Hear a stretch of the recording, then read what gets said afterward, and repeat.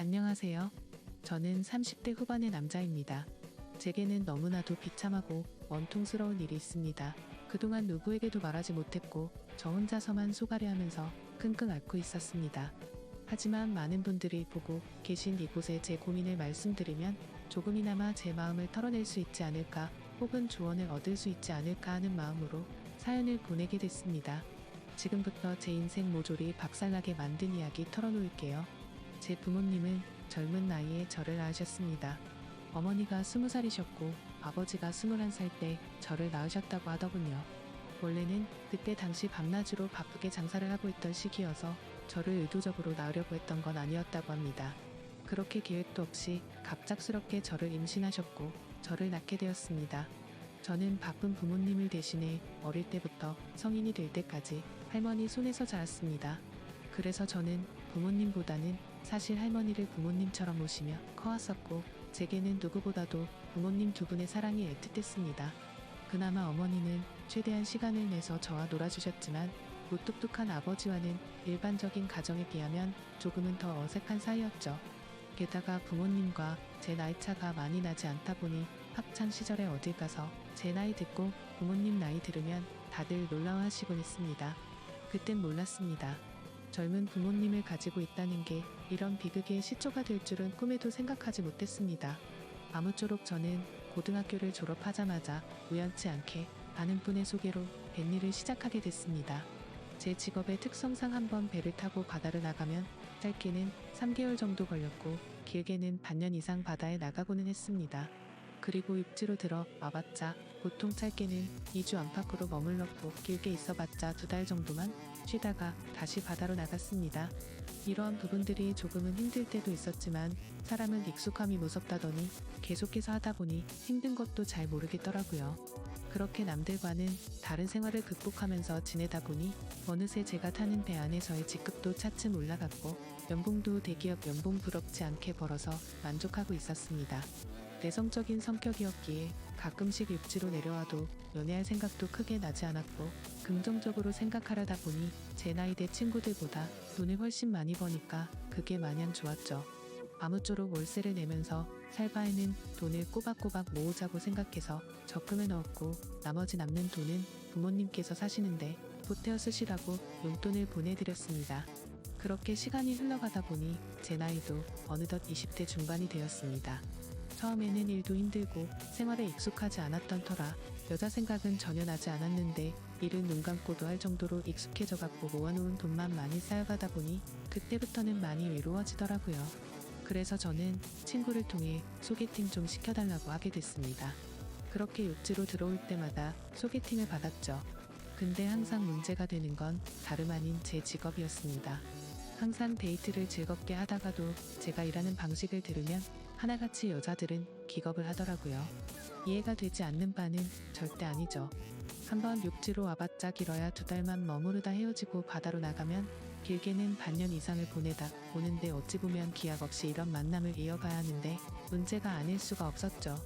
심지어 군대는 2년 정도만 기다리면 차라리 끝이 있었지만 저는 제 직업을 포기하지 않는 이상 끝이 나지 않는 거였기에 그렇게 기겁하는 모습을 이해했습니다. 그렇게 저는 매번 소개팅에 실패를 하다 보니 아버지께서 보다 못했는지 갑자기 제게 소개를 받아보겠냐고 하시더라고요. 지인분 딸인데 아주 참하고 마음씨도 예뻐서 연락처를 물어놨다고 하셨습니다. 그래서 저는 넙죽 소개를 받겠다고 말씀드렸고 만나게 되었습니다. 처음 만난 그 여자는 아버지의 말대로 외모도 참했고 성격도 좋았기에 저는 첫눈에 반하고 말았습니다. 그래서 기존에 소개받던 여자들과는 달리 이 여자와는 꼭 연애를 하고 싶다란 생각이 컸었죠. 그래서 무식하고 이상해 보이건 알았지만 제 통장부터 갔습니다. 저는 직업이 남들과는 달라서 제약이 있는 부분도 있지만 나중에 제 가족 다 먹여 살리고 싶어서 이렇게 열심히 일하고 있다고 했습니다. 그러자 그 여성분은 갑자기 웃으시더라고요. 비웃는 게 아니라 첫 만남의 통장을 보여주는 제 모습에 갑자기 너무 귀엽고 웃겨서 웃었다고 했죠. 그 순간 저는 이 여자의 행동을 보고 마음속으로 그린라이트인가? 라는 생각이 들었습니다. 그래서 저는 더 침착하고 조심스럽게 말했습니다. 제가 바다로 나가고 육지에 머무르는 그런 기간들에 대한 얘기부터 시작해서 이것저것 많은 대화들을 나누었습니다. 그리고 제 진심을 알아줬는지 저희는 교제를 시작하게 되었습니다. 남들과는 너무 다른 교제 방식에 미안하기도 했지만 다른 사람에게 참아 보낼 수가 없었습니다. 많이 이기적인 걸 알았기에 제 모든 진심을 다해서 아껴주고 사랑해줬습니다. 그래서 아내와 1년 정도 사귀었을 무렵 저는 아내에게 프러포즈를 하게 됐습니다. 못난 저 때문에 이렇게 제약적인 만남을 해주는 것도 미안한데 고생하는 모습 보고 싶지 않다고 했습니다. 처가댁은 저희 집과 마찬가지로 돈이 많거나 그런 건 아니었습니다. 평범하게 직장 생활을 하고 계신 장인어른과 가정주부로 살아오신 장모님이셨죠. 그리고 제 아내는 공부에는 별 관심이 없었지만 지방 대학을 나와서 중소기업에서 격리로 일을 하고 있었습니다. 근데 회사에서 집까지 왕복 2시간이 넘게 걸리는 거리라 늘 마음이 쓰였습니다. 그래서 저는 그런 아내를 더 편하게 해주고 싶은 마음과 평생을 함께하고 싶은 마음에 결혼하자고 하게 되었던 거죠. 하지만 예상대로 아내는 쉽사리 수락을 하지 않았습니다. 제가 싫지 않고 만나서 함께 있으면 너무 행복하고 좋은데 바다로 한번 나가면 너무 오랫동안 못 보는 게 어느 정도 걸린다고 하더라고요. 근데 평생 그럴 걸 생각을 하니 생각할 시간이 필요할 것 같다고 했습니다. 그래서 저는 지금처럼 연애를 하면 내가 육지로 나와서도 우리는 약속 시간을 정해서 서로 만나고 또 다시 집으로 헤어지고 하는 거 시간이 아깝지 않냐고 했습니다. 함께 같이 살면서 조금이라도 더 오랫동안 계속 붙어 있는 게 좋지 않겠냐고 말했죠. 그리고 제 진심을 담아서 말했습니다. 출퇴근하느라 고생하는 것도 그만했으면 좋겠고 하루라도 빨리 우리를 닮은 아기를 낳아서 더 행복한 가정 만들고 싶다고요. 그러자 아내는 고민 끝에 결국 제 프러포즈를 수락해줬습니다. 그렇게 저희는 서둘러서 양가 어른분들을 모시고 상견례를 마쳤고 다음에 육지로 돌아왔을 때 결혼하기로 날짜까지 정하게 됐죠. 참으로 미안했습니다. 제가 신혼 준비를 도와주지 못해서 아내는 제 어머니와 같이 대부분의 결혼식 준비를 함께 하게 되었고 그러는 과정에서 친엄마 친딸처럼 친해졌더라고요. 그래서 저는 아내와 상의 끝에 저희 부모님을 모시고 함께 지내기로 했습니다. 아무래도 제가 자리를 비운 사이 혼자 쓸쓸히 지낼 아내를 생각하니 마음이 쓰이더라고요. 그렇게 저희는 결혼식을 하게 되었고 참 감사하게도 저희는 허니문 베이비가 생기게 되었죠. 저는 바다에 나가 있었고 아내의 임신 소식을 듣자마자 너무 신이 나서 같이 일하는 동료들에게 실컷 자랑을 했고 참 많이 행복했습니다. 저는 기대에 부풀어 행복한 가정을 꿈꾸며 열심히 돈 벌자라는 마음으로 즐겁게 뱃생활을 했습니다. 그렇게 시간은 흘렀고 제 아내는 세상 누구보다 예쁜 딸아이를 출산하게 됐죠. 정말 어릴 적부터 꿈꾸던 가정을 만들고 있는 것 같아서 눈물나게 행복했고 제 인생에 아내와 딸만 있으면 그 어떤 일도 다 할 수 있겠다고 생각했습니다. 그리고 앞으로 아이가 생겼는데 분가를 하는 게 좋을지 물었습니다. 아내는 제 말처럼 혼자 지냈으면 무섭고 외로웠을 것 같다며 부모님과 지내는 게 지금은 생각보다 좋다고 만족해 하더라고요. 저희 부모님도 아내가 참 예쁘고 일도 잘해서 너무 사랑스럽다고 칭찬 일색이셨고 같이 지내면서 손주도 보면 좋을 것 같다고 하셨습니다. 그렇게 저는 모든 것이 다 완벽하다고 느끼고 있었습니다. 하지만 그 완벽한 날들은 오래가지 못했습니다. 정말 슬프게도 제 어머니가 갑작스럽게 교통사고로 돌아가셨습니다. 길을 가다가 급히 무단횡단을 하시다가 달려오던 차에 치여서 세상을 떠나시게 된 거죠. 그때는 어머니를 잃은 슬픔에 잠겨 다른 생각들은 전혀 할 수가 없었습니다. 그로 인해서 앞으로 벌어질 비참한 비극은 생각조차 못했습니다. 어머니를 잃은 슬픔에 잠시 일을 쉬었고 저는 다시 저희 가정을 먹여 살리기 위해 다시 배를 타기 시작했습니다. 그래서 그날부터 저희 집에는 제 아버지와 아내 그리고 딸아이만 있었죠. 어머니를 잃게 됐지만 아버지는 생각보다 괜찮으셨고 제 아내는 우울 증세가 올 정도로 많이 슬퍼했습니다. 친엄마처럼 따르고 지냈었기에 정말 많이 힘들어 하더라고요. 그래서 저는 아내가 걱정되어서 시간이 날 때마다 연락을 했고 아내는 걱정 말라며 괜찮게 지낸다며 시아버지 또한 잘 지내고 있다고 하더군요. 그런 모습에 저는 점점 아내의 우울 증세가 나아지고 있구나 하고 안심을 했습니다. 그렇게 제 어머니가 떠나가신 지 1년이란 시간이 지났습니다. 제가 다시 바다로 떠난 지 얼마 안 되어서 아내는 임신을 했다고 연락이 왔습니다. 그때도 첫 아이를 가졌을 때처럼 저는 정말 미친 듯이 기뻤습니다. 하늘나라로 가신 어머니가 저희 슬프게 지내지 말라고 선물로 아이를 보내줬다고 생각했습니다. 그날은 어머니 생각이 더 많이 나서 눈물로 밤을 지새웠던 것 같아요. 시간이 또 빠르게 흘러갔고 제 아내는 둘째로 사내 아이를 출산하게 됐습니다. 저는 제 어깨가 더 무거워졌지만 행복했습니다. 사랑하는 아내와 제 2명의 자식들을 위해선 못할 게 없었으니깐요. 이 3사람을 제 인생의 축복이라고 생각하고 사명감을 갖고 더욱 열심히 살았습니다. 그런데 뭔가 이상한 점이 분명히 있었습니다. 제가 한 번씩 육지에 머무를 때를 생각해보면 아버지는 둘째 아들을 유독 좋아하셨습니다. 첫째 손녀를 낳았을 때는 보여주신 적 없던 모습들을 종종 보여주셔서 뭔가 이상했죠. 손녀 때는 그냥 좀 시큰둥하시던 분이 둘째는 너무 사랑스럽게 대하시기에 저는 단순히 딸이 아니라 사내 아이라서 저렇게 좋아하시는 건가라고 생각했었습니다. 그러던 어느 날 제 인생에서 가장 비참하고 충격적인 순간의 날이었습니다. 날씨가 좋지 않은 바람에 저희는 예정보다 일찍 하선을 하게 되었습니다. 그래서 깜짝 놀래켜주고 싶은 마음에 미리 연락 없이 즐거운 마음으로 집으로 향했죠. 그때 시간은 한창 아이들이 유치원에 가 있을 시간이었습니다. 저는 저를 보고 반가워할 아내를 상상하며 현관문 비밀번호를 누르고 들어갔습니다. 그런데 뭔가 느낌이 쎄하더군요. 문을 열자마자 아내가 반가워하면서 뛰쳐나올 거라 생각했는데 아무 말도 없이 안방에서 조용한 인기척만 들리더군요. 설마 아내가 딴 남자와 불륜 짓을 하는 건가라는 생각에 극도로 심장이 쿵쾅거렸습니다. 불길한 예감을 안고 그대로 신발도 벗지 않고 달려들어가서 안방문을 벌컥 열었습니다. 아니다 다를까. 불길한 제 예감은 적중했고 제 예상대로 아내는 바람을 피우고 있었습니다.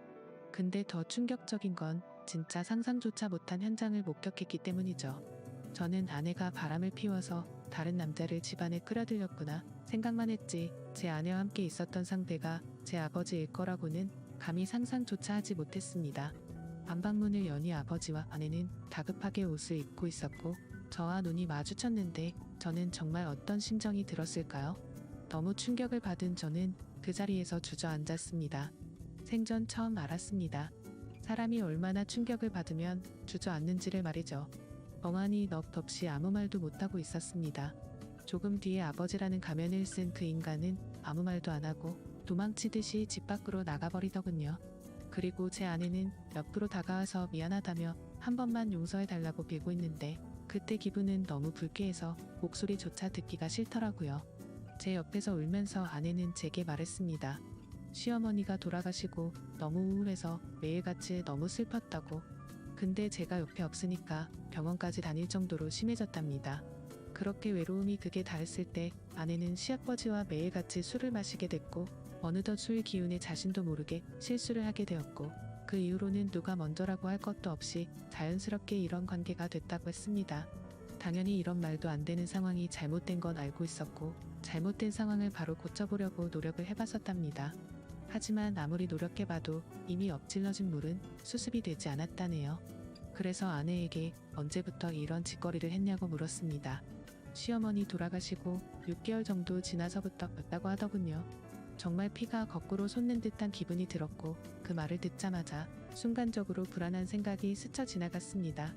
왜냐하면 아버지가 둘째 아들만을 유독 특별하게 아끼던 모습들이 떠올랐기 때문이죠. 저는 앞뒤 가릴 거 없이 직설적으로 물었습니다. 둘째 아들이 내 아이 맞냐고 하니까 아내는 아무 말도 없이 고개를 숙이고 있더라고요. 제가 빨리 대답하라고 소리 지르니까 아내는 미안하다며 울기만 하더라고요. 니네가 짐승이지 진정 사람이냐며 있는 힘껏 소리를 질렀습니다. 현관문이 열려 있어서 동네 사람들이 수군대면서 쳐다보고 지나가는데 그딴 건 전혀 눈에 들어오지도 않더군요. 저는 그 자리에 더 있다가는 정말 크게 사고를 칠 것 같아서 일단 집 밖으로 뛰쳐나갔습니다. 어떻게 이런 일이 실제로 일어날 수가 있나 생각했고 그 충격은 절대로 쉽게 헤어나올 수가 없더군요. 그래서 며칠 동안 정신을 잃어서 쓰러질 때까지 술을 마시고 모든 연락을 끊고 있었습니다. 그 힘든 와중에도 어떻게 해야 하나 현실적인 생각들을 하게 되더라고요. 이혼을 한다고 하더라도 제가 현실적으로 아이를 혼자 키울 수도 없는 상태였고 그렇다고 배운 게 이것밖인데 지금 하고 있는 직장을 그만둘 수도 없지 않나 생각했습니다. 게다가 제 아내가 몰래 만나던 남자가 무려 제 친아버지입니다. 사실 지금도 아버지라고 적지만 그런 관계라는 게 역겨울 뿐입니다. 아무튼 아버지라는 그 인간은 그날 집 밖으로 나가고 주랭랑을 쳤는지 지금 이 글을 쓰는 순간까지 그날 이후로는 단 한 번도 보지 못했죠. 결국에 며칠 동안 정신없는 시간을 보내다가 역겨운 마음에 차마 돌아가기 싫었지만 현실적인 문제들을 안고 집으로 들어갔습니다. 저를 보자마자 아내는 순식간에 달려와서 제게 무릎을 꿇고 빌었습니다. 제발 한 번만 용서해달라며 시아버지와 그러한 사실들이 동네방네 밝혀지면 자신은 도저히 살아갈 자신이 없다고 하더군요. 두 번 다시 이런 일 없을 테니까 용서해달라고 빌었고, 현실적으로 제가 어떻게 할 방법이 없으니 일단 당장은 그냥 대충 알겠다고 말했습니다. 사실 그날 이후로 말도 잘 섞지 않았습니다. 말만 용서를 한다고 한 거지 어떻게 용서가 될까요? 아무튼 이제는 제 아들인지 알았던 그 아이는 아들인지 형제인지 알 수가 없는 말도 안 되는 개족부가 되었습니다. 하지만 아무리 괜찮은 척 해가면서 억지로 테이프질을 한다고 이게 메워질까요? 그날 이후 저는 심각할 정도로 일처증이 걸린 것 같았습니다. 하루라도 아내와 연락이 안 되면 극도로 불안해지고 초조해져서 미쳐버릴 것 같더라고요. 그때부터는 제 생활은 엉망진창이 되었고 일상이 파괴되다시피 했습니다. 배를 타고 나가서도 일도 손에 안 잡히고 그때의 역겨운 상상들이 떠오르고 도저히 버틸 수가 없겠더라고요. 결국 끝내 저는 정신과까지 다니면서 약을 먹고 치료를 받았죠. 병명은 공황장애와 폐쇄공포증까지 겹쳐서 생겼다고 하더라고요. 그래서 저는 그날 이후 제가 애착심을 갖고 일하던 뱃일을 그만둘 수밖에 없었습니다. 그렇게 결국 뱃일을 그만두고 먹고는 살아야 했기에 관련 업종의 직업에 취직했고 예전과는 비교도 안 되는 부족한 월급을 받으면서 집으로 들어가 살게 되었습니다. 하지만 지금 생각해보면 제 스스로도 이상하다고 느낄 만큼이나 정신적인 압박감이 심했던 것 같습니다. 아내와는 하루가 멀다 하고 매일 같이 싸우기 바빴습니다. 그리고 제정신을 유지하는 게 싫어서 퇴근하면 항상 술을 취할 때까지 마셔댔죠. 그런 관계를 지속해오다 보니 결국 아내도 참고 참다가 결국 이혼을 하게 되었습니다. 아이들은 아내가 데리고 살기로 했고 저는 너무 괘씸한 아내에게 양육비는 1년치만 주겠다고 했더니 아내는 아무 말도 하지를 못하더군요. 그렇게 저희는 이혼을 하게 되었고 벌써 2년이라는 시간이 지났습니다. 한때는 아버지였던 그 인간은 혹시나 아내한테 찾아가는 거 아닌가 싶어 몰래 아내를 뒤따라 다녀보기도 했지만 그런 건 아닌 것 같았습니다. 이제는 그 인간이 죽었다고 하더라도 전혀 슬플 것 같지도 않고 평생 보고 싶은 생각이 단 1%도 없습니다. 요즘에는 알고 보니 제 아내였던 사람은 아이들 키우느라 일을 하는데 형편이 너무 어려워서 말이 아니라고 하더군요. 지금은 시간이 지나가다 보니 조금은 신경은 쓰이기도 하고 이렇게 제가 행복하게 생각했던 가정이 무참히 끝나버리는 게 맞나 싶기도 합니다. 근데 그런 생각이 들면서도 제 아버지란 인간과 함께 했었던 아내를 죽을 때까지 잊을 수가 없을 텐데 섣불리 판단하는 게 절대로 안 되네요. 여러분들이라면 어떻게 하실 것 같나요? 저보다 인생 경험도 많으시고 훌륭한 분들이 많으실 것 같아서 여쭤보고 싶습니다. 댓글로 생각을 남겨주시면 제가 어떻게 결정할지 큰 도움이 될 것 같습니다. 감사합니다.